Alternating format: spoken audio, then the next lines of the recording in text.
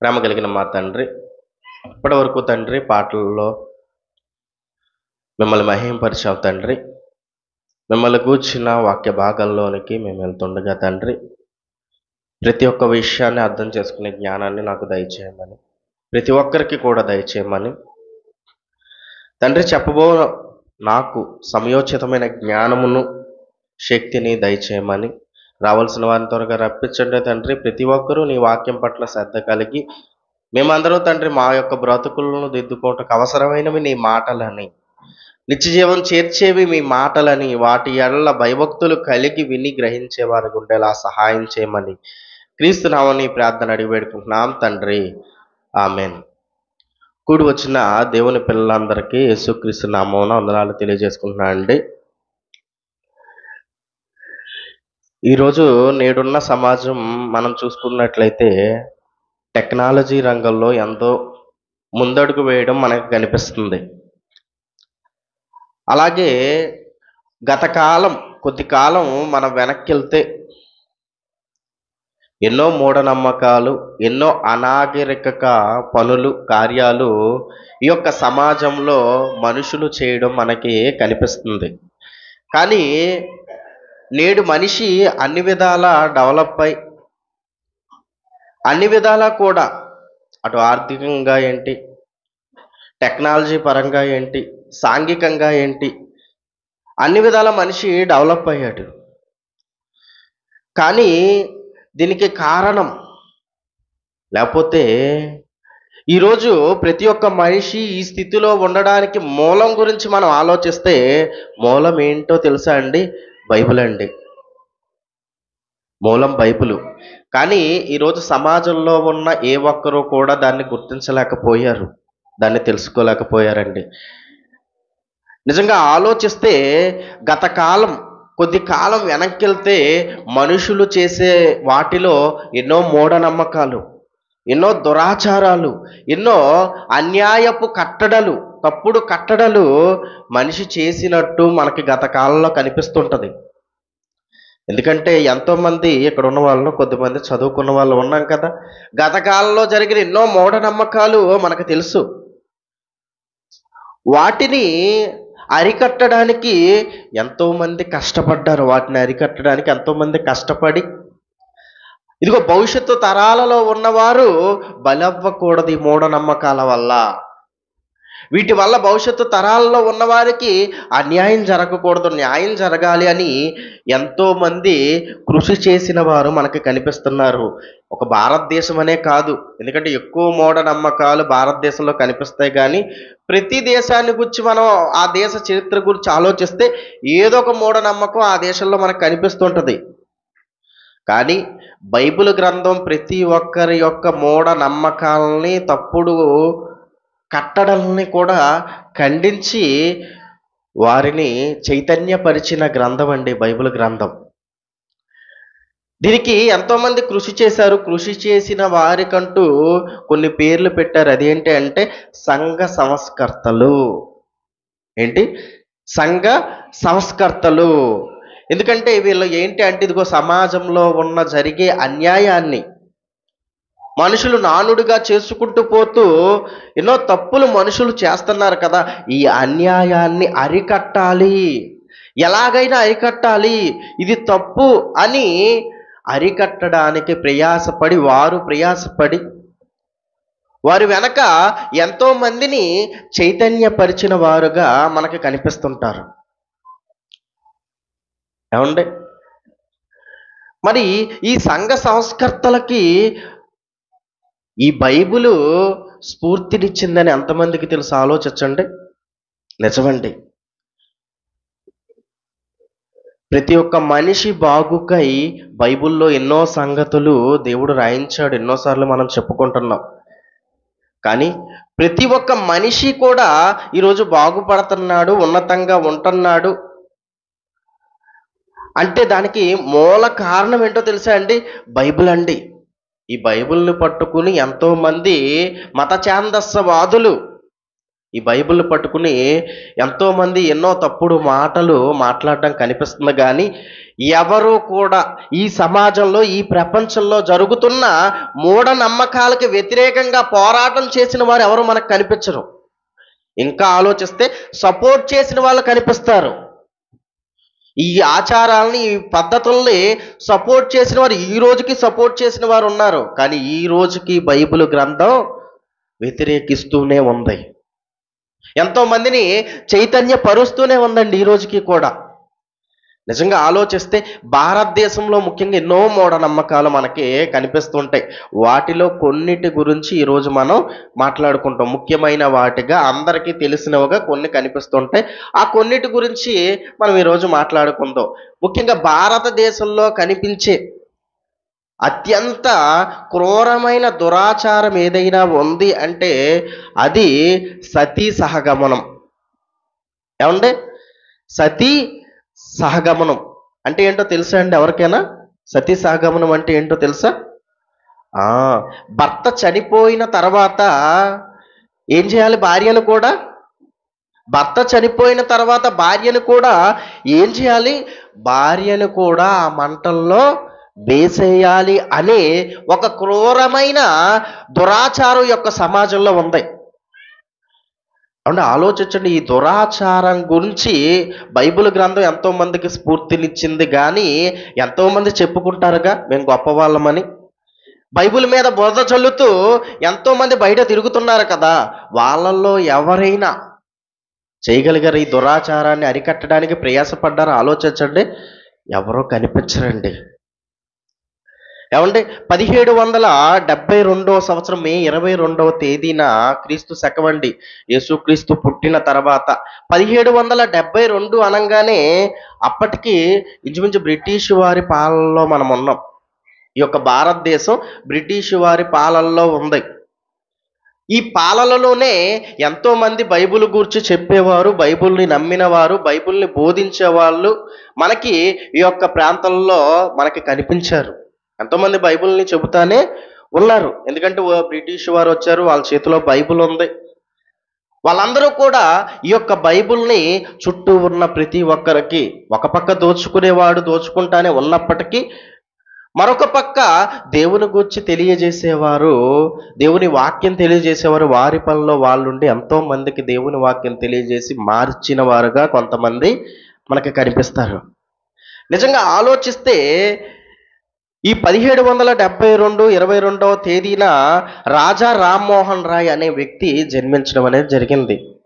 రాజా రామ్మోహన్ రాయ్ అనే వ్యక్తి జన్మించాడు. ఇతను ఈ యొక్క సతీ సహగమనం మీద పోరాటం చేసిన వ్యక్తిగా, ఈ యొక్క మూఢనమ్మకాన్ని అరికట్టాలి అని ఎంతో మందిని చైతన్యపరిచి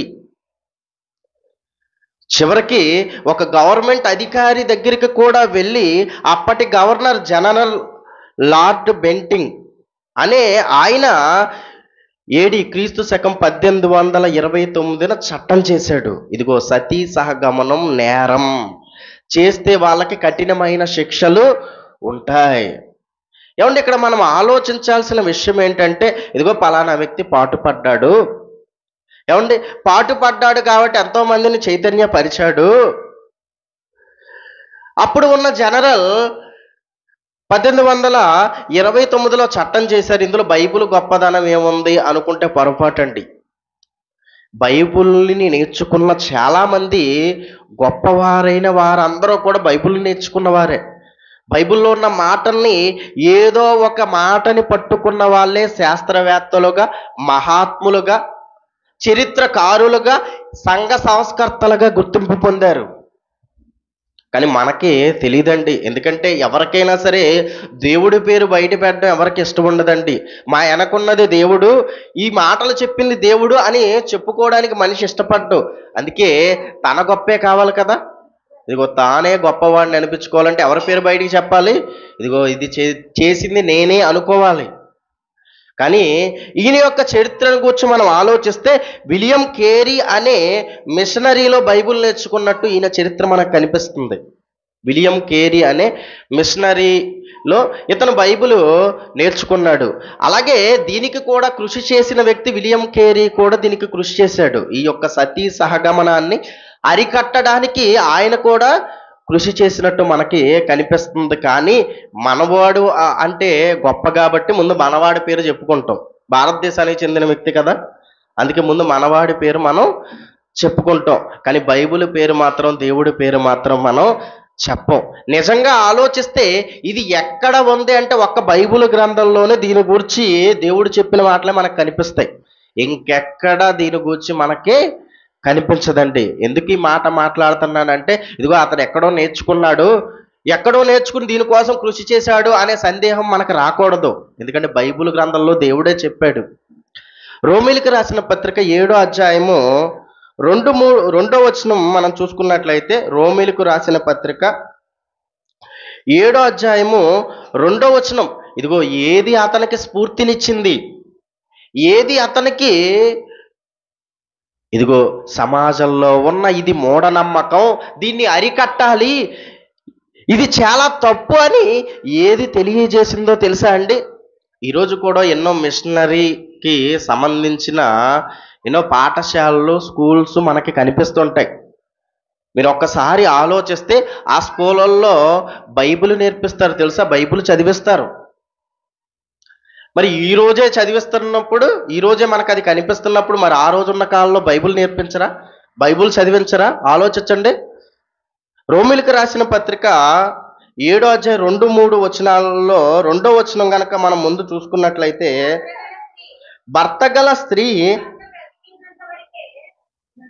భర్త బ్రతికి ఉన్నంత వరకే ధర్మశాస్త్రము వలన అతనికి బద్ధురాలు గాని, భర్త చనిపోయిన ఎడల భర్త విషయమైన ధర్మశాస్త్రము నుండి ఆమె విడుదల పొందును. ఈరోజు మా సతీ సహగమనం అంటే ఏంటో తెలుసా? ఇదిగో భర్త చనిపోయాడు కాబట్టి ఇతని భార్యను కూడా ఏం చేయాలి? ఆలోచించండి, చంపేయాలి అని నిప్పుల్లోకి తోసేసిన చరిత్ర భారతదేశంలో ఉన్న గతకాలంలో ఉన్న మూఢనమ్మకం అయితే, ఈ మూఢనమ్మకాన్ని అరికట్టింది ఏంటో తెలుసా? బైబిల్లో రాయబడిన ఒక్కొక్క మాట ఎన్నో మూఢనమ్మకాలను అరికట్టింది. ఈ మాటే స్ఫూర్తిగా ఉందండి. ఒకనాటి కాలంలో పోరాటం చేసిన సంఘ సంస్కర్తకి స్ఫూర్తిగా తీసుకున్నాడు. ఇదేంటి, భర్త బ్రతుకున్నంత వరకే బద్ధురాలు, చనిపోయిన తర్వాత బైబిల్లో ఇదిగో భర్తకు సంబంధించిన అన్నిటిలోనూ ఆవిడ విడుదల పొందుతుంది. కాబట్టి సతీ సహగమనం ఏంటి? ఇది తప్పు, ఇది మూఢనమ్మకం, దీన్ని అరికట్టాలి అన్న జ్ఞానం ఎంతో మందికి అందించిందండి. ఈ మాటలు బట్టి ఎంతో మంది చైతన్యపడ్డారు. ఏమండి, భర్త చనిపోయిన తర్వాత భార్యకు ఏ విలువ లేదు, భార్య బ్రతకడానికి కూడా అర్హత లేదు, ఇవన్నీ చంపేయాలి, నిప్పుల్లోకి తోసేయాలి. సతీ సహగమనం ఇది సంస్కృతి, ఇది గొప్పది అని చెప్పుకున్నారు గత కాలంలో. దీనికోసం ఎవరూ ప్రయాసపడలేదండి, ఎవరూ ప్రయాసపడలా. బైబిల్ గ్రంథంలో దేవుడు రాయించిన మాటను అనుసరించిన ఒక వ్యక్తి, దీని గురించి ఆలోచించిన ఒక వ్యక్తి పాటుపడి కష్టపడి, ఇదిగో ఈ సతీ సహగమనం అనేది తప్పు, ఇది నరహత్యతో సమానము, హత్య చేస్తున్నారు స్త్రీలను, ఎంతో మంది స్త్రీలని చిన్న చూపు చూస్తున్నారు, వాళ్ళది కూడా ప్రాణమే కదా, ఇదిగో ప్రాణం తీయడం నేరమని ఎంతో మందికి, ఇది ఒకటే కదండి, ఏదో ఒక్క సందర్భమే మనకు చూపించుకోగలం. మనకున్న సమయంలో ఎన్నో మూఢనమ్మకాలు ఉన్నాయి. అన్నిట్లో మాట్లాడేదే ఓ 4-5 మనం మాట్లాడుకుంటాం. అన్నిటి గురించి ఎన్నో రెఫరెన్స్లు ఉన్నాయండి, ఏదో ఒక్క రెఫరెన్స్ మాత్రమే మనం చూసుకుని మాట్లాడుకుంటున్నాం. ఇదిగో సమాజంలో నాడున్న కాలంలో స్త్రీలకు ఏ విలువ లేదండి. వాళ్ళ యొక్క బ్రతుకుకు ఏ విలువ ఇచ్చేవాళ్ళు కాదు. చస్తే ఎంత, బ్రతికితే ఎంత అనుకున్నారు కాబట్టే కదండి సతీ సహగమనం పెట్టి ఎంతో మంది స్త్రీలను చంపేశారు ఆ రోజున్న కాలంలో. ఆలోచించండి, ప్రాణం తీయడం అంటే అంత తేలిక? ఆలోచించండి. ఎంతోమంది ఈ మూఢనమ్మకాలు మా ఆచారం ఇది, మా కట్టుబాటిది అని గొప్పగా చెప్పుకున్న మూర్ఖులు ఉన్నారు ఆ రోజున్న కాలంలో. కానీ దీన్ని ఖండించింది ఏంటో తెలుసా? బైబిల్ గ్రంథం. బ్రతికున్నంత వరకే భర్త భార్య, భర్త ఎప్పుడైతే చనిపోయాడో, ఇదిగో భార్య భర్తకి ఇంకా బద్ధురాలుగా ఎలా ఉంటుంది చనిపోయిన తర్వాత? ఆమె విడుదల పొందుతుంది. ఆమె విడుదల పొందుతుంది.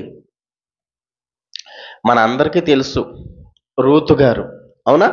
రూతు గారు మనందరికీ తెలుసు. ఎందుకంటే ఈ మూఢనమ్మకాలు బయటే మనకు కనిపిస్తాయి, కానీ బైబిల్ గ్రంథంలో మాత్రం చక్కగా ఉంటుందండి. బైబిల్ గ్రంథంలో రూతు గారి భర్త ఏమయ్యాడు? చనిపోయాడు. రూతు గారి భర్త చనిపోయిన తర్వాత రూతు గారికి విడుదల ఇచ్చేసిందా ఆ యొక్క తల్లి? మారాగా మార్చుకుంది పేరు. ఇదిగో మధురం అని పేరు పెట్టుకుంది. ఏమండి, ఆవిడ జీవితం అంతా కూడా చేదు జ్ఞాపకాలు మిగిల్చాడు కాబట్టి, ఇదిగో నా పేరు మారా అనుకుని తన ఇంటికి వెళ్ళిపోయినప్పుడు ఇద్దరు కోడళ్ళు ఉన్నారు, రూతు, ఇంకొక వ్యక్తి. అవునా? రూతు గారికి ఏం చెప్పింది ఆవిడ? విడుదల, ఇదిగో నువ్వు వెళ్ళిపో అమ్మా, మీ ఆయన్ని అడిగి ఎక్కడ, నువ్వు వెళ్ళిపో, ఇంకా నీకు స్వేచ్ఛని ఇస్తున్నా, వెళ్ళిపో అంది. ఇది బైబిల్ గ్రంథంలో మనకు కనిపిస్తుంది.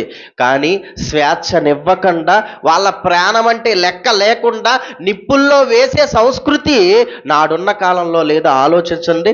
దీన్ని అరికట్టింది బైబిల్ కాదా? ఒక్కసారి ఆలోచించండి. అంతవరకు ఇదిగో బైబిల్ గురించి తెలియనంత వరకు కూడా ఈ సంస్కృతి ఉందిగా. అంతకుముందు ఎవరు ఎందుకు పాటుపడలేదు? అవునా అండి? బ్రిటిష్ వారు పాలనలో బైబిల్ గురించి తెలిసిన తర్వాత విలియం కేరీ అనే మిషనరీ సంస్థలో బైబిల్ నేర్చుకున్న ఇతను ప్రయాసపడ్డాడు. కానీ ఈ చరిత్ర రాకముందు కూడా ఈ సంస్కృతి ఉందిగా. అంటే బ్రిటిష్ వారి పాలన జరగకముందు కూడా ఈ సంస్కృతి ఉంది, ఈ సతీసాగమనం అనేది ఉంది. మరి అప్పుడు ఎవరు ఎందుకు ప్రయాసపడలేదు? బైబిల్ గురించి తెలియనంత వరకు ఎవరు ఎందుకు ప్రయాసపడలేదు? ఆలోచించండి. ఎందుకంటే ఎవరికి తెలియదండి, ఎవరికి తెలీదు. బైబిల్ వచ్చిన తర్వాత దేవుడు చెప్పిన మాటలు బట్టి గ్రహించి పాటుపడ్డారు. విలియం కేరీ అనే ఆయన, రాజా రామ్మోహన్ రావు అనే ఆయన. ఇది పుస్తకాల్లో మనం చదువుకున్నామండి. ఇద్దరి పేర్లు మనకు పుస్తకాల్లో ఉంటాయి. కానీ దీన్ని అరికట్టింది, ఒక సతీ సహగమనాన్ని అరికట్టింది బైబిల్. అలాగే ఇంకొకటిగా మనం చూసుకుంటే బాల్య వివాహం, వితంతు వివాహం.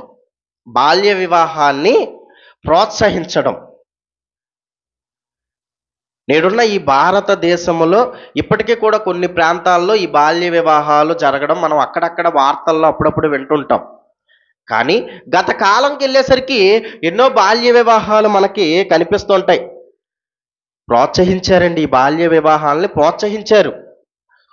ఊహ తెలియక ముందే చిన్నపిల్లలుగా ఉన్న వీళ్ళిద్దరికీ కూడా వివాహం చేసి వాళ్ళ భవిష్యత్తులో ఎన్నో ఇబ్బందులు పాలవడానికి, ఎన్నో బాధలు పడడానికి కారణంగా మారారండి.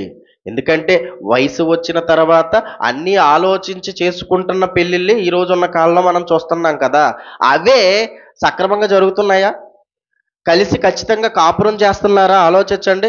విడాకుల కోసం కోర్టు మెట్ల మీదకి వెళ్ళిన వాళ్ళు ఎంతోమంది కనిపిస్తారు. మరి చిన్న వయసులో చేసేస్తే వాళ్ళకి ఏం తెలుస్తుంది? ఆలోచించండి. ఎన్ని బాధలు పడాలి, ఎన్ని ఇబ్బందులు పడాలి. ప్రోత్సహించిందండి చిన్న వయసులో చేసే వివాహాలనే. అలాగే వితంతు వివాహం. వితంతు వివాహం అంటే ఏంటి? భర్త చనిపోయిన తర్వాత భార్య వివాహమే చేసుకోకూడదు అని ఒక కట్టడి ఈ దేశంలో ఉన్న మూఢాచారాల్లో ఒకటిగా కనిపిస్తుంది. ముందుగా చిన్నపిల్లలకు పెళ్లిళ్ళు చేసి వాళ్ళ జీవితాలని నాశనం చేయడం ఇది ఒక సంస్కృతిగా కనిపిస్తుంది. అలాగే ఇదిగో భర్త చనిపోయిన స్త్రీ వివాహం చేసుకోకూడదు.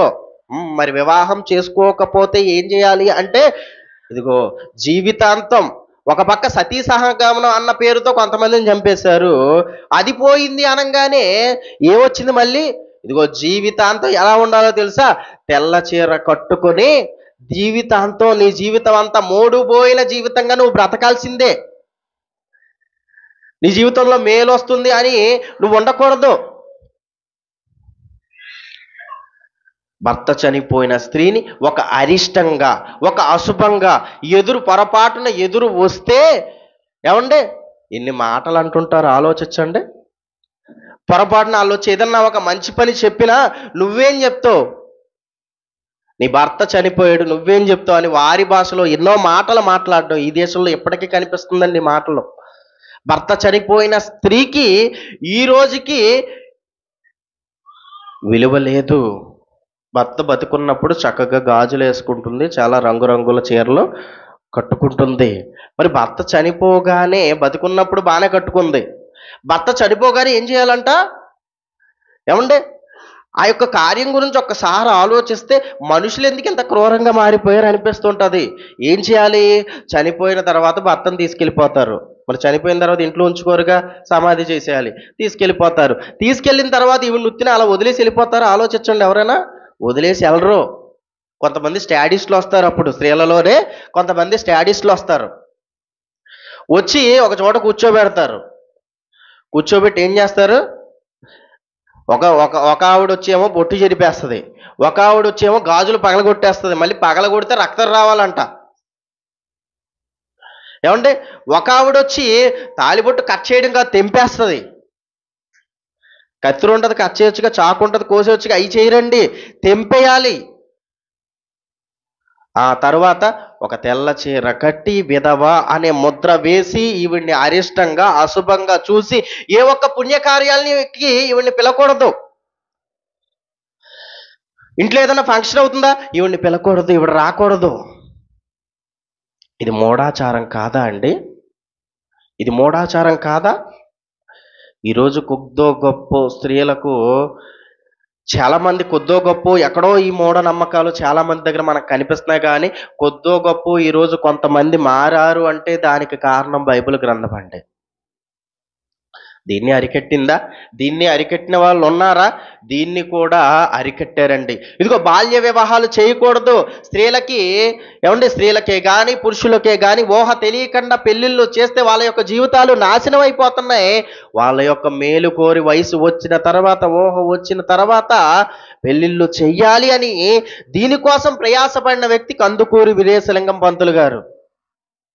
ఏమండి, దీనికోసం ప్రయాసపడ్డాడు, కష్టపడ్డాడు ఆయన జీవిత కాలంలో. ఏమండి, 16వ తారీఖు 4వ నెల ఏప్రిల్ నెలలో 1848వ సంవత్సరంలో ఈయన జన్మించాడు.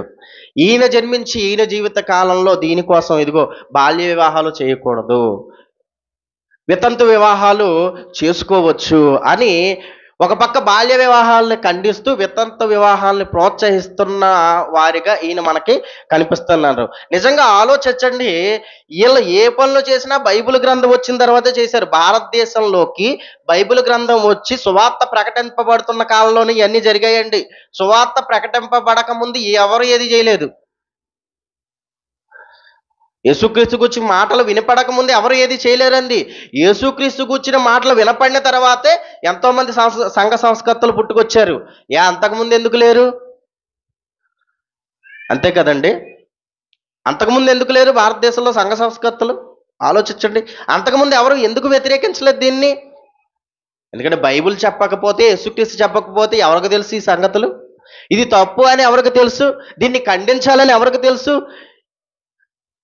ఆలోచించండి. బైబిల్ చెప్పిందా? దేవుడు చెప్పాడండి. ముందుగా బాల్య వివాహాల గురించి బైబిల్ ఏం చెప్పిందో ఆలోచిస్తే, కొరింథీయులకు రాసిన మొదటి పత్రిక 7వ అధ్యాయం 36వ వచనం. కొరింథీయులకు రాసిన మొదటి పత్రిక 7వ అధ్యాయము 36వ వచనం. అయితే ఒక కుమార్తెకు ఈడు మించిపోయిన ఎడల ఆమెకు వివాహం చేయవలసి వచ్చిన ఎడల ఆమెకు వివాహము చేయబోవుట యోగ్యమైనది కాదని ఒకడు తలంచిన ఎడల అతడు తన ఇష్టము చొప్పున పెండ్లి చేయవచ్చును, అందులో పాపము లేదు, ఆమె పెండ్లి చేసుకొనవచ్చును. ఏమంటున్నాడండి? బాల్య వివాహాల గూర్చి బైబిల్ చెబుతుంది ఏంటో తెలుసా? ఒకరికి పెళ్లి చేయాలి అంటే ఏం రావాలి ముందు? వయసు రావాలి అంటున్నాడా, వయసు మించాలి అంటున్నాడా? ఆలోచించండి. అక్కడ పదం కరెక్ట్గా మనం చదవాలి. ఈడు మించిన తర్వాత అన్నాడా, ఈడు వచ్చిన తర్వాత అన్నాడా? ఈడు మించిన తర్వాత, ఈడు వచ్చిన తర్వాత కొంతమంది చేస్తున్నారు. ఏమంటే బాల్య వివాహాలు అంటే 10 ఏళ్ల లోపు చేసేవి బాల్య వివాహాలు అని మనం అనుకుంటే, మరికొంతమంది ఈడు వచ్చిన తర్వాత చేస్తుంటారు పెళ్ళిళ్ళు. ఈడు వచ్చిన తర్వాత అంటే ఇప్పుడు ఏమండి స్త్రీలకి ఇంచుమించు 12 ఏళ్ళు దాటిన తర్వాత, పురుషులకు కూడా ఒక 13 ఏళ్ళు దాటిన తర్వాత ఈడు వచ్చేది అంటారు. ఈడు రావడం అంటారు. అందుకే 12 వరకు బాల్యము, 13 రాగానే టీనేజ్ అనడం మనకు కనిపిస్తుంది. 13 అనగానే టీనేజు. అంటే ఈడు రావడం అనుకుంటే ఇది. ఇంచుమించు 12, 13 ఏళ్ళప్పుడు స్త్రీలకే గాని, పురుషులకే గాని ఈడు వచ్చిందని మనం అనుకుంటే, ఈడు వచ్చిన తర్వాత పెళ్లి చేయమంటున్నాడా? ఈడు మించిన తర్వాత చేయమంటున్నాడా? ఈడు మించడం అనంగానే ఎప్పుడు 13, 14 ఏమండి 15, 16, 17, 19 తర్వాత ఇంకా టీనేజ్ ఉండదు. ఏముంటుంది తర్వాత 20, 21, 22 టీనేజ్ పూర్తయిపోతుంది. అంటే మించిన తరువాత అంటే వయసు కూడా చూడండి ఎంత ఎగ్జాక్ట్గా మనకు కనిపిస్తుందో. ఇంచుమించు 20 ఏళ్ళు దాటిన తరువాత, ఈ రోజున్న కాలంలో మనం ఆలోచిస్తే ఇంచుమించు 20 ఏళ్ళు దాటిన తర్వాత అప్పుడు నీ హ్యాండ్ ఓవర్లోకి వస్తుంది. ఒక స్త్రీకే కానీ పురుషునికి కానీ పెళ్లి చేయవలసిన పరిస్థితి అప్పుడు వచ్చింది. అప్పుడు నువ్వు ఎవరి మాట వినక్కర్లా. అది చెప్తున్నాడు. ఎవరైనా ఒకవేళ అభ్యంతరం పెడితే, వయసు రానంత వరకు అభ్యంతరం పెడితే విను. వయసు వచ్చిన తర్వాత, వయసు మించిన తర్వాత ఎవరైనా అభ్యంతరం పెడితే దాన్ని నువ్వు పట్టించుకో అక్కర్లేదు. ఇదిగో నీకు ఇష్టం వచ్చిన వారితో పెళ్లి చేయొచ్చు. అంటే బైబిల్ ఏం చెప్పింది? బాల్య వివాహాలు చేసుకోవచ్చు అని చెప్పిందా? లేదండి. వయసు వచ్చిన తరువాత కూడా కాదు, వయసు మించిన తరువాత వాళ్ళు పెళ్ళిళ్ళు చేసుకోవాలి. పెళ్లి చేయడం అనేది ఆజ్ఞగా దేవుడు చెప్పడం కనిపిస్తుంది. అంటే దేవుడు కాదా? ఆలోచించండి. ఈ మనకు ఎక్కడ కనిపించవండి. ఏదో తేలిగ్గా మనం బైబిల్ గ్రంథంలో చదువుకుంటున్నామేమో కానీ ఈ మాటలు ఎక్కడ మనకు కనిపించవు. యేసుక్రీస్తు చెప్పిన మాటలు, బైబిల్లో రాయబడిన మాటలు, ఆ తర్వాత కాలంలో శిష్యుల ద్వారా పలకబడిన మాటలు, ఇవి తేలిగ్గా మనకు కనిపిస్తున్నాయేమో కానీ ఎంతోమంది బ్రతుకులు మారినాయి. ఈరోజు స్త్రీలు బయటికి వెళ్ళి చదువుకుంటున్నారు, ఉద్యోగం చేస్తున్నారంటే కారణం ఏమనుకున్నారు? బైబిలు. అది మనకు అర్థం కావట్లా. బైబిల్లో ఉన్న ఈ మాటలే. ఓకే, వయసు వచ్చిన తర్వాత పెళ్లి చేయాలి, బాల్య వివాహాలు తప్పని చెప్పింది. మరి వితంతు వివాహాల గురించి ఏం చెప్పింది బైబిల్ గ్రంథం అని ఆలోచిస్తే, ఇందాక మనం చదువుకున్నాం కదా, 7వ అధ్యాయము 2వ వచనం మనం ఇందాక చదువుకున్నాం. రోమీలకు రాసిన పత్రిక 7వ అధ్యాయం 2వ వచనం మనం చదువుకున్నాం. 3వ వచనం చదువుకున్నట్లయితే అక్కడ దాని గురించి మాట్లాడడం మనకు కనిపిస్తుంది.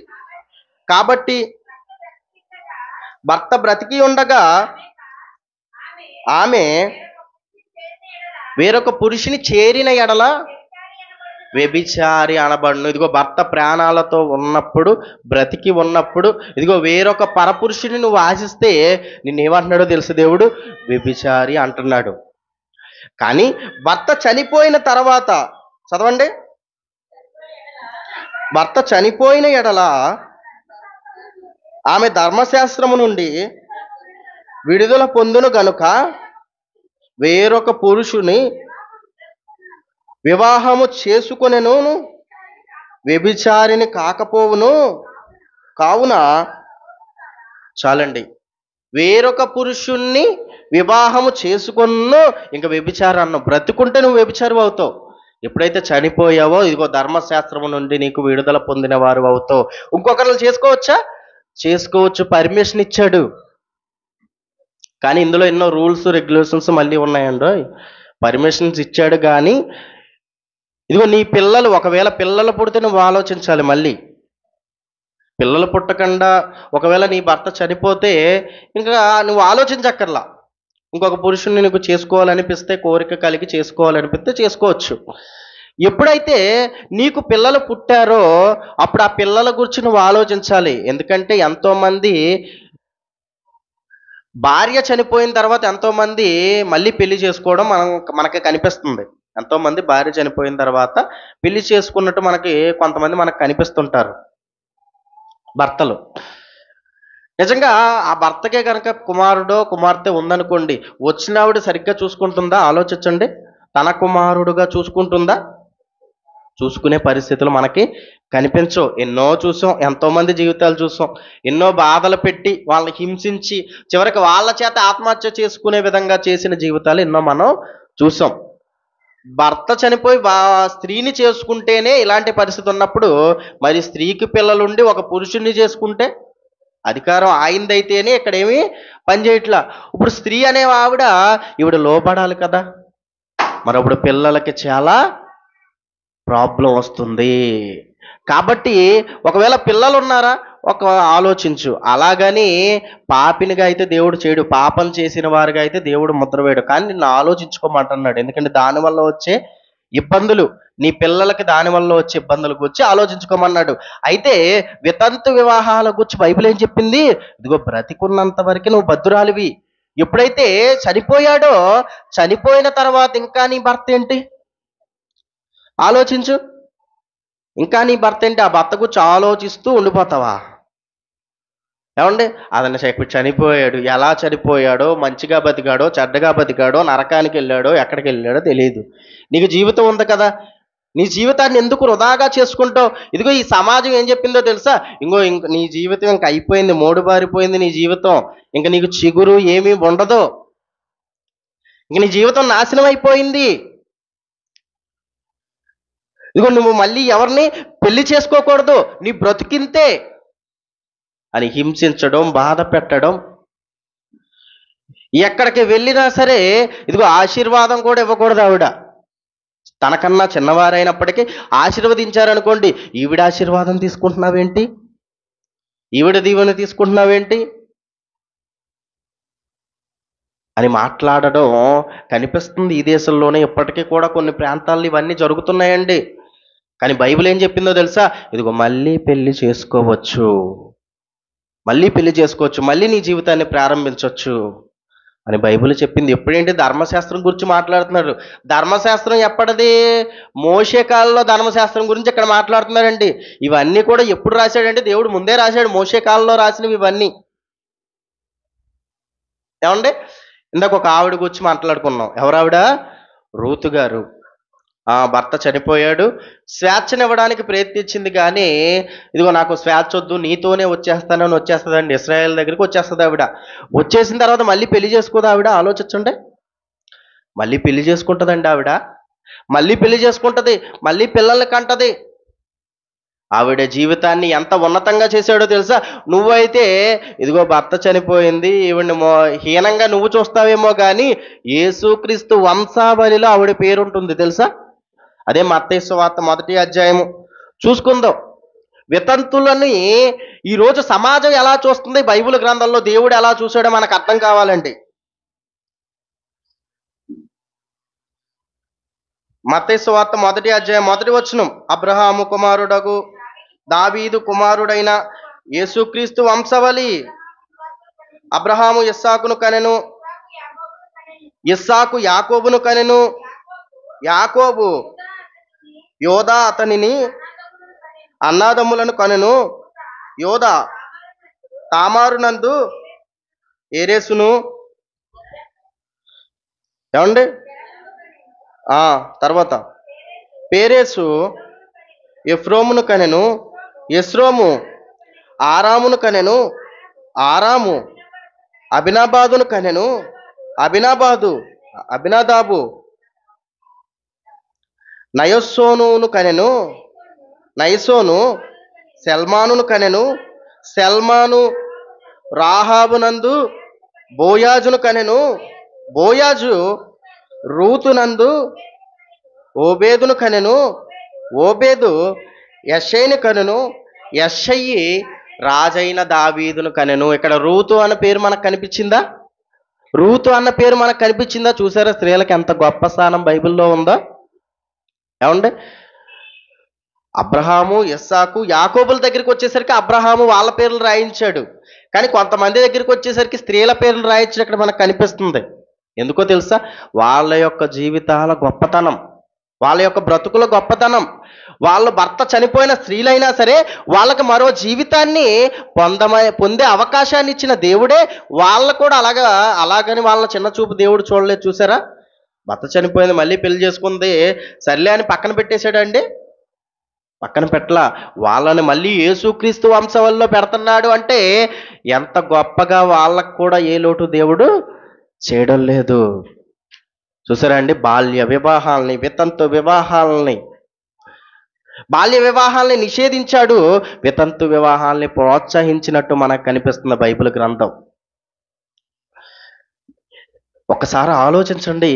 ఇప్పుడు దాకా మనం మాట్లాడుకున్నవి ఏదైనా మతానికి సంబంధించినవిగా అనిపిస్తున్నాయా అండి? ఆలోచించండి. ఏదైనా మతానికి సంబంధించినవిగా అనిపిస్తున్నాయిగా?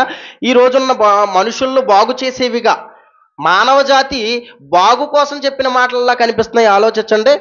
మానవ జాతి బాగు కోసం చెప్పిన మాటలు కానీ ఇవన్నీ మనకి కనిపిస్తుంటాయండి. ఎంతోమంది జీవితాలు బాగుపడ్డాయండి దీనివల్ల. ఆ రోజున్న సతీ సహగమనం వల్ల ఎంతోమంది ప్రాణాలను రక్షించాడు దేవుడు. ఆ తర్వాత ఇదిగో వీటి వల్ల ఎంతోమంది జీవితాలు బాగు చేశాడండి. ఎంతోమంది బాధలు భరించలేక, ఇరుగు పొరుగు వారి మాటలు భరించలేక చనిపోయిన వారు ఉన్నారు ఎంతోమంది.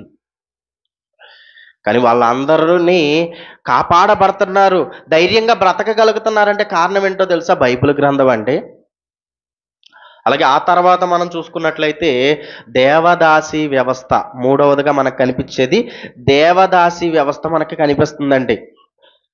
ఏమంటే ఇప్పుడు మాట్లాడుకున్నవన్నీ అనాగరికులుగా ఉన్న కొన్ని ప్రాంతాల్లో ఈ రోజుకి జరుగుతున్నవే, ఏది జరగనవైతే కావు. గత కాలంలో అందరూ ఓపెన్గా చేసేవి. ఈ రోజు ఉన్న కాలంలో అయితే ఎవరికి తెలియకుండా చేస్తున్నారు. ఎందుకంటే చట్టాలు, కోర్టులు, న్యాయస్థానాలు ఉన్నాయి కాబట్టి దీని ప్రకారం నేరాలు కాబట్టి ఎవరికి తెలియకుండా చేయొచ్చు అనుకుంటున్నారు. దేవదాసి వ్యవస్థ అనగానే ఇదిగో ఊరిలో ఒక స్త్రీని దేవునికి సేవ చేయడం కోసం ప్రతిష్ఠిస్తాడు. ఊరిలో ఒక కుటుంబాన్ని ఎన్నుకుంటారు. ప్రతి ఒక్క ఊర్లో, ప్రతి ఒక్క గ్రామంలో ఒక గత కాలంలో జరిగినవి ఇవి. ఒక కుటుంబాన్ని ఎన్నుకుంటారు. ఆ కుటుంబంలో ఉన్న స్త్రీలను, ఏదో ఒక స్త్రీని తీసుకుంటారు. ఆ ఒక్క వంశంలో పుట్టిన మొదటి స్త్రీని తీసుకోవడం జరుగుతుంది. అదిగో ఆ స్త్రీ బ్రతికున్నంత కాలం అంతా కూడా ఏం చేయాలి? దేవునికి సేవ చేస్తూనే ఉండాలి అని పైకి చెప్పే మాట ఇది.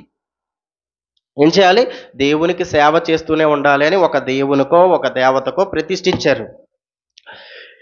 ఇక ఆలోచిస్తే మరి ప్రతిష్ఠించారు కదా, దేవునికే సేవ చేస్తుంది అనుకుంటే పొరపాటండి. దేవునికి సేవ చేయడానికి కాదు ప్రతిష్ఠించింది.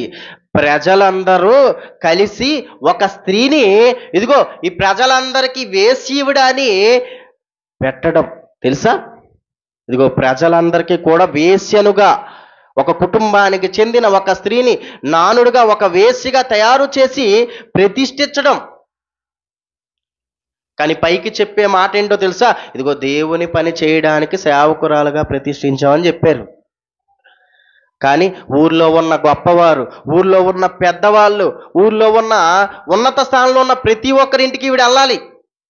ఇది రూల్, ఇది కట్టడా. ఏమండి?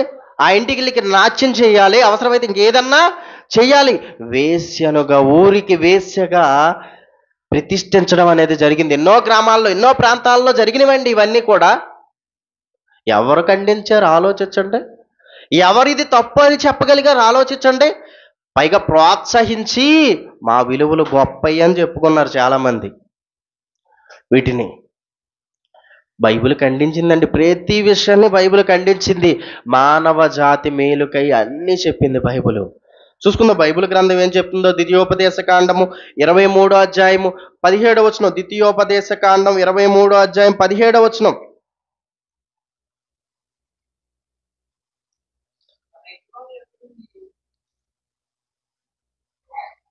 ద్వితీయోపదేశ కాండము 23వ అధ్యాయం 17వ వచనం చదవండి.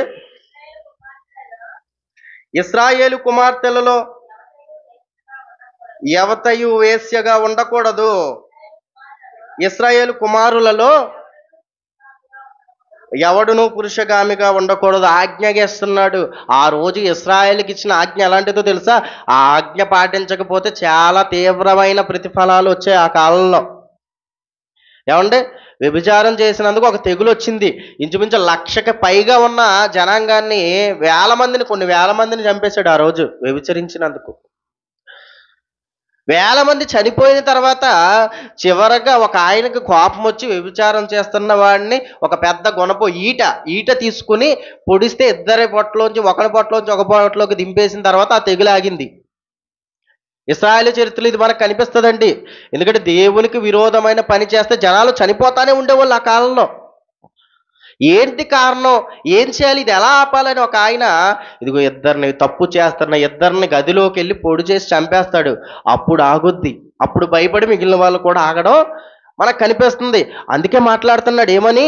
ఇదిగో మీ కుమార్తెలలో ఏమంటున్నాడు? ఇశ్రాయేలు కుమార్తెలో యవతను వేశ్యగా ఉండకూడదు, అసలు చెయ్యకూడదు. అలాగా మారిపోవాలి అందరూ.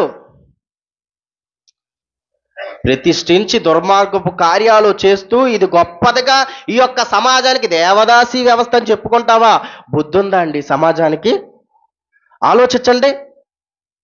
ఈరోజు ఇవన్నీ మారాయి. ఈరోజు పరిస్థితులు చక్కబడ్డాయి. దీనికి కారణం బైబిలు. ప్రపంచం బైబిల్ని మర్చిపోయింది, మనం కూడా మర్చిపోయాం. దీనికి కారణం మనమని మనకు తెలుసు. ఎప్పటికైనా పోనీ ఇంతకుముందు ఎవరైనా ఆలోచించారు బైబిల్ దీని వెనక ఉందని? ఎవరికైనా తెలుసందా? ఆలోచించండి. మనకు తెలిసిందా? ఇప్పుడు నేను చెప్పనంతవరకు మీకైనా తెలిసిందా బైబిల్ వెనకుందని? చెప్పండి పోనీ. మరి బైబిల్ లేకముందు ఎవరైనా చేశారా? చేయలేదు. మరి బైబిల్ వచ్చాక చేశారంటే దీని వెనక బైబిల్ ఉందని గ్రహించాలిగా. బైబిల్ ఉందండి. ఇదిగో మరి వేశ్యనుగా చేయకూడదు. నిజంగా వేశ్యగా ఉన్నా సరే వాళ్ళని మార్చాలి అని ఇదిగో ఒక స్త్రీలను ఎలా చూడాలో ఈ రోజున్న సమాజానికి ఒక సంస్కరణ, లేకపోతే మనుషుల మధ్య ఇదిగో మనుషులు ఎలా ఉండాలి, ఎలా ఎదగాలి అన్న దాని గురించి ఎన్నో సంగతులు చెప్పాడు యేసుక్రీస్తు. మనకు తెలుసు కదండి. యేసుక్రీస్తు ఉన్న కాలంలో ఏం చేశారు? ఒక వ్యభిచారమందు పట్టబడిన స్త్రీని తీసుకొచ్చి ఇదిగో అందరూ వ్యభిచారి వ్యభిచారి వ్యభిచారి అంటున్నప్పుడు యేసుక్రీస్తు మాత్రం ఏమన్నాడు? వ్యభిచారి అన్నాడు ఆమెని? అమ్మా అన్నాడు. అంటే ఒక స్త్రీని తల్లిగా చెల్లిగా చూడాలి, వేశ్యనుగా చెయ్యకూడదు అని బైబిల్ చెప్పలేదు. ఆలోచించండి. తల్లిగా చూడమంటుంది, చెల్లిగా చూడమంటుంది. నీ ఒక తోడబుట్టిన చెల్లిని చూడు ఆ స్త్రీలో, లేకపోతే నిన్ను కన్న తల్లిని చూడు. ఎవరు చెప్పారండి ఈ మాటలు? ఎవరు ఈ సమాజానికి సభ్యత నేర్పించిందంటే యేసుక్రీస్తు బైబిల్ గ్రంథం.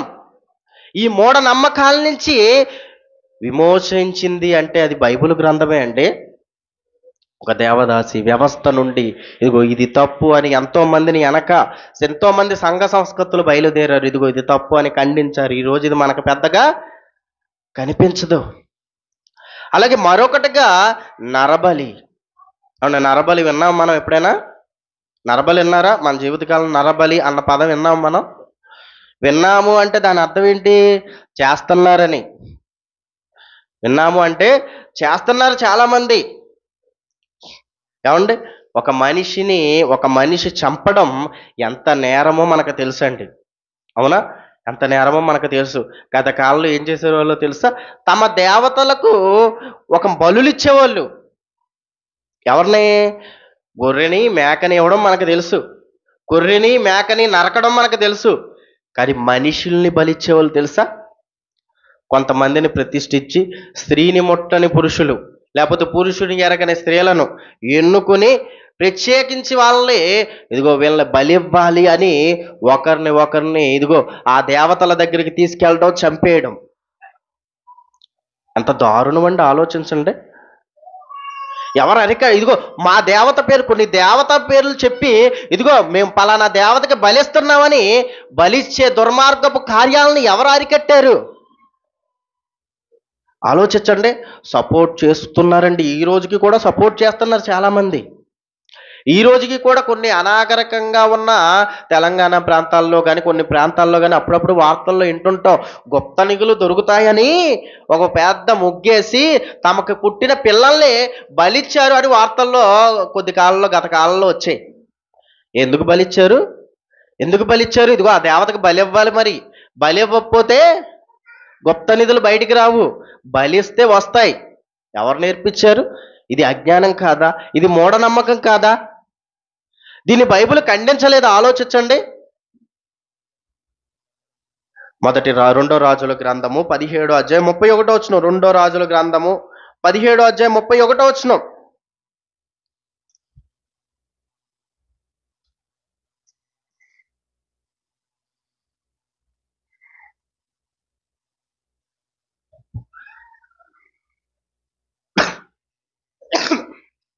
రెండో రాజుల గ్రంథం 17 అధ్యాయం 31 వచనం. ఆవీయులు నింహాజు దేవతయు తర్తాతు దేవతను ఎవరి వారి దేవతను పెట్టుకొని చుండిరి. సెఫర్యీయులను తమ పిల్లలను అద్రెమ్మెలకు అనెమ్మెలకు అను సెపర్యాయిము యొక్క దేవతలకు అగ్నిగుండమందు దహించుచుండిరి. ఏం చేశారంటే ఇస్రాయేలీల్లో కొంతమంది విగ్రహారాధనకు అలవాటు పడిపోయి కొంతమంది ఏం చేశారో తెలుసా? ఇదిగో దేవతలను పిల్లల్ని, వారి యొక్క పిల్లల్ని ఎవరికి బలిచ్చారో తెలుసా? ఇదిగో కొంచెం మంది బొమ్మలకి బలిచ్చారంట, అగ్నిగుండంలో పడేశారు. కానీ దేవుడు ఖండించాడండి. ఇదిగో మీరు ఇలాంటి తప్పు చేయకూడదు, మీరు విగ్రహారాధనే చేయకూడదు అని ఖండించాడు. ఎందుకు అనుకున్నాడు? ఇదిగో విగ్రహారాధన పేరట వీళ్ళు చేసే దుర్మార్గపు కార్యాలు అన్నీ కాదండి, వ్యభిచారం చేస్తున్నారు, పిల్లల్ని బలిస్తున్నారు, అగ్నిగుండంలో వేసేస్తున్నారు. పైగా ఇదేదో గొప్పదిగా చెప్పుకుంటున్నారండి. ఇంకో మాట చూసుకుందాం. యెహెజ్కేలు గ్రంథము 16 అధ్యాయం 20 వచనం. యెహెజ్కేలు గ్రంథం 16 అధ్యాయం 20 వచనం. మరియు నీవు నాకు ఏమండి కనిన కుమార్తెలను ఆ బొమ్మలు మింగువేయినట్లు వాటి పేరుట వారిని వధించితివి. ఏం చేశారంట?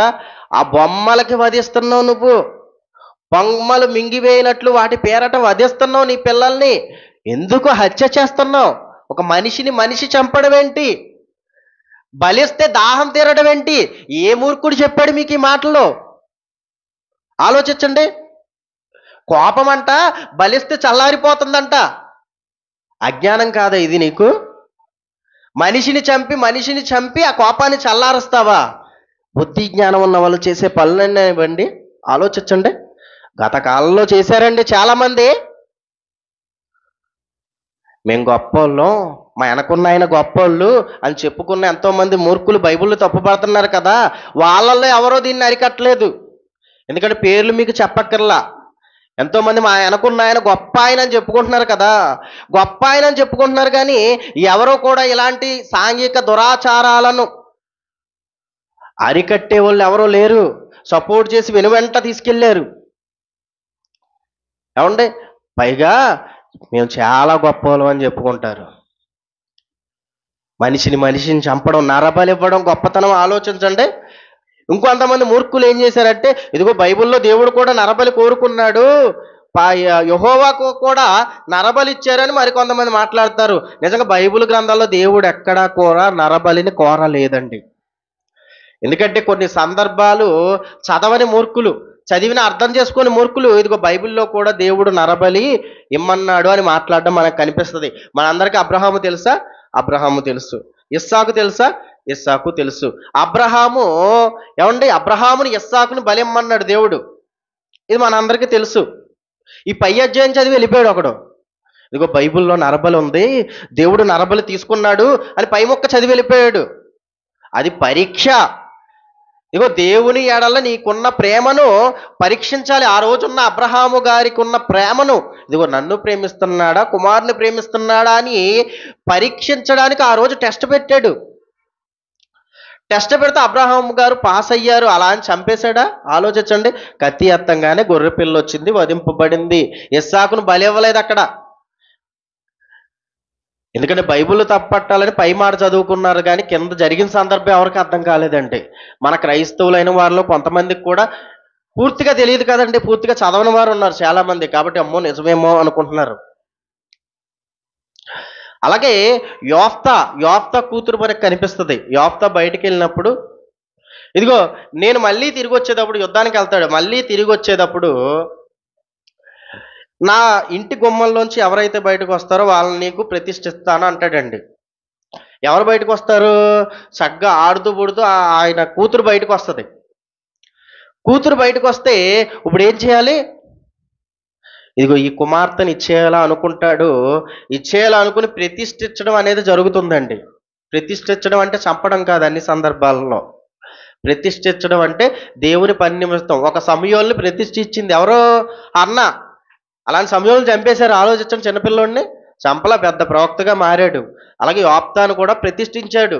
ఈ యొక్క సందర్భాలు, ఈ 2 సందర్భాలు కనిపిస్తాయి. ఈ 2 సందర్భాలను అర్థం చేసుకోలేని కొంతమంది మూర్ఖులు ఎలా ఆలోచిస్తారంటే, ఇదిగో బైబిల్‌లో కూడా నరబలి ఉంది అని ఆలోచించి, ఇదిగో మేమే కాదు మీ దేవుడు కూడా నరబలి కోరాడు అని మాట్లాడుతుంటారు. బైబిల్‌లో నరబలి లేదు. దేవుడు ఎక్కడా కోరలేదు. ఇంకా ఆలోచిస్తే చనిపోయిన వారిని కూడా బ్రతికించాడు దేవుడు. ఏమండి? యేసుక్రీస్తు వచ్చిన తర్వాత లాజర్‌ని బ్రతికించాడు. ఎక్కడా దేవుడు నరబలి కోరలేదు. బలులు ఇమ్మన్నాడు. ఇదిగో బలులు ఇవ్వండి, గొర్రెల్ని, మేకల్ని, ఎడ్లని బలులు ఇవ్వండి అన్నాడు. కొత్త నిబంధన కాలం వచ్చేసరికి యేసుక్రీస్తునే బలిచ్చి మీ బలులు కోదన్నా, ఆ బలులు కూడా వద్దు, వాటి ప్రాణం తీయడం కూడా నాకు ఇష్టం లేదన్నాడు దేవుడు. గొర్రెల్ని, మేకల్ని బలేస్తుంటే ఆ మేకల మంద ఎక్కువైపోతుంది. ఆ శవాలు, గొర్రెల శవాలే, మేకల శవాలే దేవుడు చూడలేకపోయాడు. ఇన్ని అయిపోతున్నాయి ఏంటి? కాబట్టి దీనికి పర్మనెంట్ సొల్యూషన్ కావాలి. కాబట్టి యేసుక్రీస్తుని బలివ్వాలి అని యేసుక్రీస్తుని బలిచ్చి మరణించిన తర్వాత, తిరిగి లేచిన తర్వాత బాప్తిస్మం అనే కార్యక్రమం ద్వారా అందరికీ రక్షణ దయచేసిన ఆయన, ఇదిగో ఇంకా ఏ జీవిని కూడా బలించవలసిన అవసరం లేదు నా నిమిత్తం అని, ఇదిగో బలిని అయితే మామూలు బలిని కూడా దేవుడు కోరలేదు. కానీ ఆలోచించండి, బైబిల్లో నరబలి ఉందని కొంతమంది మూర్ఖులు మాట్లాడుతారు. కానీ దేవుడు ఏమన్నాడు తెలుసా? ఇదిగో నువ్వు ఎవరిని కూడా, నీ కుమార్తెలను, నీ పిల్లల్ని అగ్నిగుండంలో వెయ్యొద్దు, బలి ఇవ్వద్దు ఎవరికి. అలాగే లేవీకాండము 18 అధ్యాయం 21 లేవీకాండం 18 అధ్యాయం 21.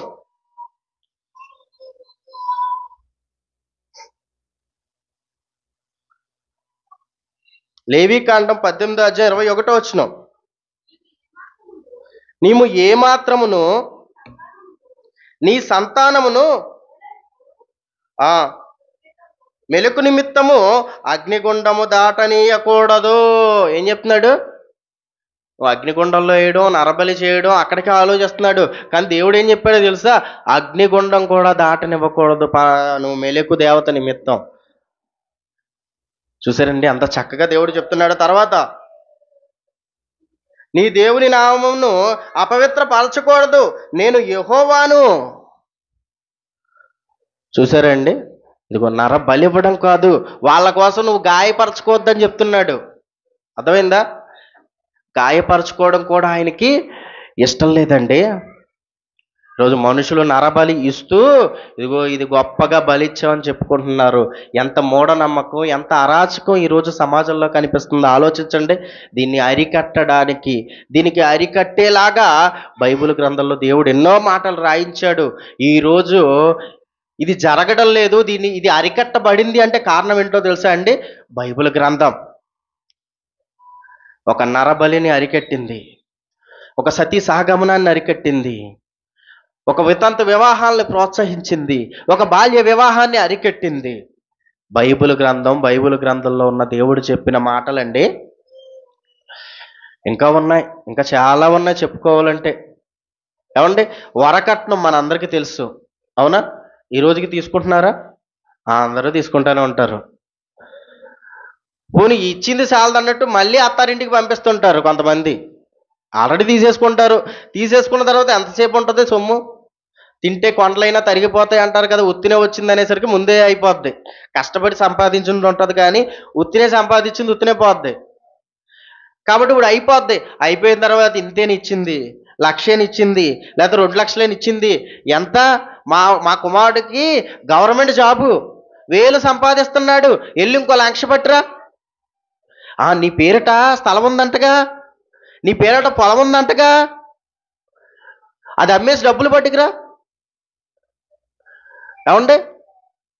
ఎందుకంటే ఈరోజు కొత్త రూల్స్ వచ్చినాయి. కొత్త రూల్స్ వచ్చిన తర్వాత స్త్రీలకి పురుషులకి సమానమైన ఆస్తి హక్కులు ప్రభుత్వం కల్పించింది. ఎప్పుడైతే ఇది కల్పించిందో కొంతమంది తయారయ్యారు. ఏమండి? వివాహం అయిపోయి కొద్ది కాలం అయిన తర్వాత, స్త్రీలకి పురుషులకి సమాన ఆస్తి హక్కులు ఉన్నాయా? అయితే మీ ఈయన యొక్క అత్తారింటి కాడ, లేకపోతే ఇలా ఈ స్త్రీ యొక్క తల్లింటి కాడ మరి తల్లి పేరట తండ్రి పేరట ఆస్తులు ఉన్నాయిగా. ఆ ఆస్తుల్లో ఎవరికి వాటా ఉంది? ఈవిడికి కూడా వాటా ఉంది. కాబట్టి ఈవిడిని ఇంకా వేధిచ్చేస్తూ ఉంటారు. వాళ్ళేమో అయిపోయినాయి, అన్నీ అయిపోయినాయి, సర్దేశాం. ఏమంటే చేయవలసిందంతా చేసేసాం, చారిగిరి పంపేసాం, ఇంకా మా భారం వదిలిపోయిందని వాళ్ళు అనుకుంటారు. సడన్గా ఈవిడ్ని పంపేసరికి వాళ్ళకేం చేయాలో అర్థం కాదు. ఏమంటే ఈ వేధింపులు తట్టుకోలేక ఎంతోమంది ఆత్మహత్యలు చేసుకోవడం, ఎన్నో కుటుంబాలు విడిపోవడం జరిగిందండి. కానీ దేవుడు ఏమన్నాడు తెలుసా? వివాహము అన్ని విషయాల్లో ఘనమైనది గాను, పానుపు నిష్కల్పమైనది గాను ఉండవలనని. ఆ తర్వాత మాటలతో ధనాపేక్ష నీకు ఉండకూడదు అంటాడు. అదే హెబ్రీయులకు రాసిన పత్రిక 13, 4, 5 వచనాల్లో మనకు కనిపిస్తుంది. హెబ్రీయులకు రాసిన పత్రిక 13వ అధ్యాయము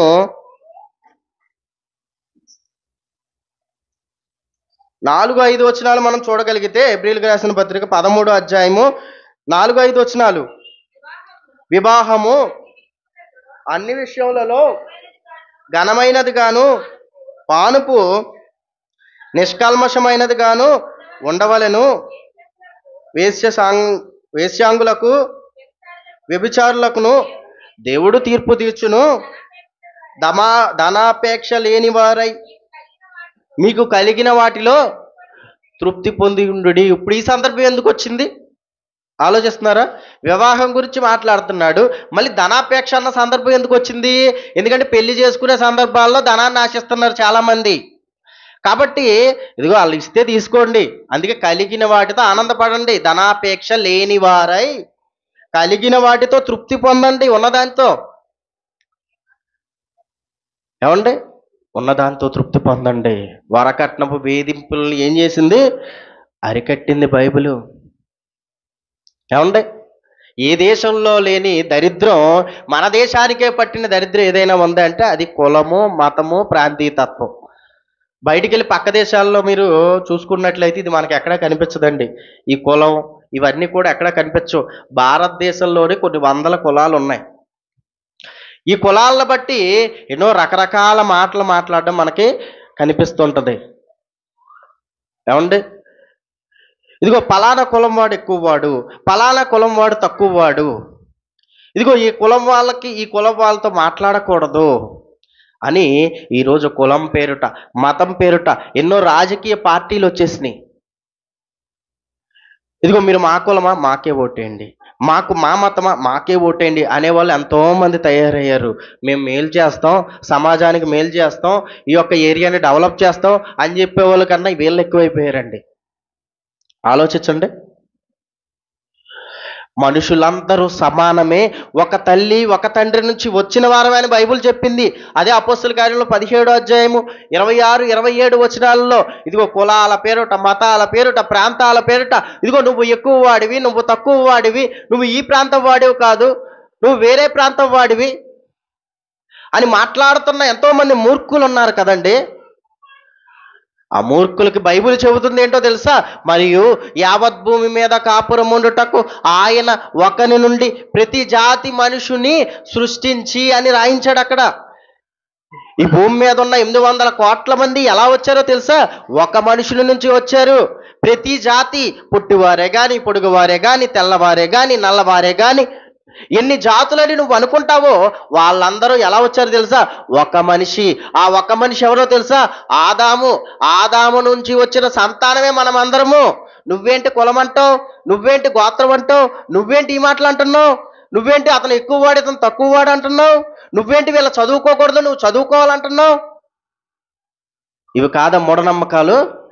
ఆలోచించండి. ఇదిగో తక్కువ కులవాడు చదవకూడదంట. ఎవరు చదవాలి? ఎక్కువ కులవాడు చదవాలి. ఇది మూఢనమ్మకం కాదా? ఆలోచించండి. కొన్ని ప్రాంతాలకి తక్కువ కులమోడు వెళ్ళకూడదు, అరిష్టం. ఎవరు వెళ్ళాలి? ఎక్కువ కులమోడు వెళ్ళాలి.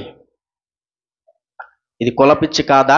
మనుషులందరూ సమానమే, ఒకే తండ్రి నుంచి వచ్చిన వారమే, మనమందరం సహోదరులు, మనమందరం కలిసి ఉండాలి, ప్రేమ చూపించుకోవాలి. ఇదిగో దేవుడు మన కోసం బైబిల్ గ్రంథాన్ని రాయించాడు. దీన్ని పరిశీలించి తెలుసుకుంటే కదండి తెలిసేది ప్రతి ఒక్కరికి. బైబిల్ కానీ, యేసుక్రీస్తు కానీ ఈ సమాజంలో ఉన్న ప్రతి ఒక్కరిని ఇదిగో అందరూ సహోదరులని తెలియజేశాడు. మనందరికీ కన్న తండ్రి అయిన వాడు దేవుడని తెలియజేశాడు. అదే లోకాసు వార్త 3వ అధ్యాయం 38లో కనిపిస్తుంది. కేయినాను ఎనోషుకు, ఎనోషు షేతుకు, షేతు ఆదాముకు, ఆదాము దేవునికి కుమారుడని రాయబడి ఉంది. ఒకరి నుంచి వచ్చిన వారు, ఆ ఆదాము నుంచి వచ్చిన వారు మనమైతే, ఆదాము ఎవరో తెలుసా? పరలోకమందున్న కన్న తండ్రి అయిన దేవుని కుమారుడు. మనం అందరం ఎవరో తెలుసా? దేవుని పిల్లలము. దేవుని పిల్లలమైన మనం దేవుని కోరుకున్న బ్రతుకుని బ్రతకాలి. మీరేంటి ఇన్ని దురాచారాలను పెట్టుకున్నారు? మీరేంటి ఇన్ని మూఢనమ్మకాల్లో ఉంటున్నారు? దేవుని పేరట ఎన్నో దుర్మార్గపు కార్యాలు ఎందుకు చేస్తున్నారు మీరు? యేసుక్రీస్తు వచ్చి తెలియజేశాడండి. ఎంతో మంది ఇదిగో ఈ బైబిల్ చెప్పిన మాటల వల్ల ఎంతో మంది స్ఫూర్తిని పొంది, అంటే నరబలి ఈ దేశంలోనే కాదు ఎన్నో దేశాల్లో ఉన్నాయి నరబలులు. అవన్నీ తగ్గాయి, అందరూ మారారు అంటే కారణం ఏంటో తెలుసా? బైబిలు. ఎంతో మంది బైబిల్ని గుర్తించక వారి పేరునే చెప్పుకున్నారు. కానీ మనం గ్రహించాలి, దీని వెనకున్నది బైబిల్, ఇది చెప్పింది బైబిల్ అండి. ఎందుకు ఈ మాటలు మనం ఇప్పుడు తెలుసుకోవాలి? ఎందుకు ఈ మాటలు తెలుసుకోవాలో తెలుసా అండి? బైబిల్ యొక్క గొప్పతనం మనకు తెలియాలి. గత కాలంలో బైబిల్ చేసిన ఎన్నో కార్యాలు మనకు తెలియాలి. ఎందుకంటే బైబిల్ ఎంత వాస్తవమో, ఈ సమాజ బాగుకై బైబిల్లో దేవుడు ఎన్ని మాటలు రాయించాడో మనం గ్రహించాలి. ఎన్ని మాటలు చూసామండి? ఎన్నో మాటలు చూసాం. ఎప్పుడు వదిలేస్తారని మీరు చూస్తున్నారు, అవునా? అసలే ఎండ ఎక్కువైపోయింది, పైన మండిపోతుంది, కింద ఎన్ని నీళ్ళు తాగినా చాలట్లేదు, ఇంటికి వెళ్ళి ప్రశాంతంగా పడుకుంటాం అని మీరు అనుకుంటారు బైబిల్ గురించి అంత గొప్పగా చెప్తుంటే. ఏమంటే దేవుడు బైబిల్ని ఎక్కడెట్టో తెలుసా? ఇదిగో ప్రపంచంలో మొట్టమొదట ముద్రించి ఎక్కువగా అమ్ముడు పోతున్న గ్రంథం బైబిల్ ఎందుకైందో తెలుసా? ఇందులో ఉన్న మాటలంతా గొప్పయి, ఇందులో ఉన్న మాటలంతా విలువయ్యి, ఈ భూమి మీద బ్రతకడానికి అవసరమైన ఎన్నో మూఢనమ్మకాలను అరికట్టిన బైబిలు నువ్వు చనిపోయిన తర్వాత నీకు పొందబోయే జీవితం గురించి కూడా చెప్పింది ఎన్నో సంగతులు. అదే తెలుసుకుంటున్నాం వారం వారం, అదే పరిశీలిస్తున్నాం. బైబిల్ చెప్పినట్టు ఉంటే ఇవన్నీ కూడా తప్పే కదండి, ఇవన్నీ కూడా చెడ్డ పనులే కదండి. ఇవన్నీ మారడం వల్ల లాభమా నష్టమా ఆలోచించండి. ఇవన్నీ బైబిల్ అరికట్టడం వల్ల ఈరోజు ఎన్నో మేళ్ళు మనం పొందుకున్నాం, ఎంతో మంది జీవితాలు బాగుపడ్డాయి. మరి ఈ బైబిల్ని ఇంకా మనం చదువుకుని బైబిల్లో దేవుడు చెప్పినట్టు వింటే ఇంకా మన జీవితం బాగుపడుతుందా? ఆలోచించండి. బాగుపడుతుందండి. మనల్ని మనం దిద్దుకోగలం, సమాజంలో ఒక ఉన్నతమైన జీవితం గడపగలం. చనిపోయిన తర్వాత దేవుడున్న లోకాన్ని చేరగలవండి. ఎందుకంటే బైబిల్లో ఉన్న మాటలు విలువైనవని ఎప్పుడైతే గ్రహించి వాటిని పాటిస్తామో అప్పుడే పరలోకమందున్న కన్న తండ్రి దగ్గరికి మనం చేరగలం. కళ్ళు మూసుకున్నట్లయితే ప్రార్థన చేసుకుందాం. ప్రేమ కలిగిన మా తండ్రి, ఇప్పటి వరకు తండ్రి కొన్ని తండ్రి విలువైన సంగతులు తండ్రి మేము విన్నాం తండ్రి. విని వదిలేసేవారుగా కాక విన్న ప్రతి మాటను గురించి ఆలోచించేవారుగా మేమందరం ఉండేలా సహాయం చేయమని క్రీస్తునామని ప్రార్థన అడిగి వేడుకుంటున్నాం తండ్రి. ఆమేన్.